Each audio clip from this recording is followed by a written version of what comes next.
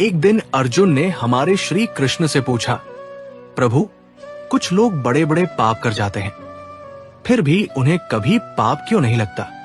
श्री कृष्ण मुस्कुराए और बोले, आओ अर्जुन, एक कथा सुनाता हूं जो इस प्रश्न का उत्तर अपने आप दे जाएगी। बहुत समय पहले एक धर्मात्मा राजा ने एक भव्य भंडारे का आयोजन किया।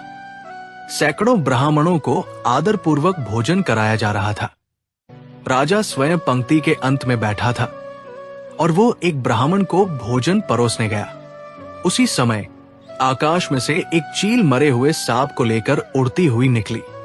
संयोग से उस सांप के विष की कुछ बूंदें उस ब्राह्मण के थाल में गिर पड़ी। कुछ ही क्षणों में उस ब्राह्मण की मृत्यु हो गई। यमराज स्वर्ग से ये दृश्य देख रहे थे। वे उलझन में पड़ गए। पापी कौन है? क्या वह राजा जिसने श्रद्धा से भंडारा किया? क्या वह चील जो अपने बच्चों के लिए भोजन ले जा रही थी?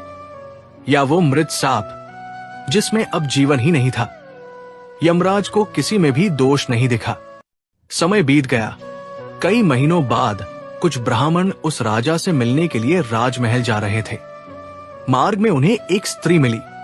उन्होंने उससे राजमहल का रास्ता पूछा। स्त्री ने मार्ग तो बता दिया, लेकिन जाते जाते व्यंग्य में बोल उठी, मिलने तो जा रहे हो, लेकिन सावधान रहना, वो राजा ब्राह्मणों को जहर दे देता है। बस यही वाक्य सुनते ही यमराज ने उस स्त्री को ब्रह्म हत्या का दोषी ठहराया। यमदूत चौंक गए, प्रभु, इसने तो किसी की हत्या नहीं की, फिर दोष क्यों? यमराज बोले, राजा, चील और सांप, किसी को भी ब्राह्मण की मृत्यु से आनंद नहीं मिला, लेकिन इस स्त्री को दूसरों की निंदा कर जहर बोने में अपना मनोरंजन मिला। और यही है पाप का वास्तविक बीज। जहां निंदा में सुख मिले, वहीं से पाप जन्म लेता है।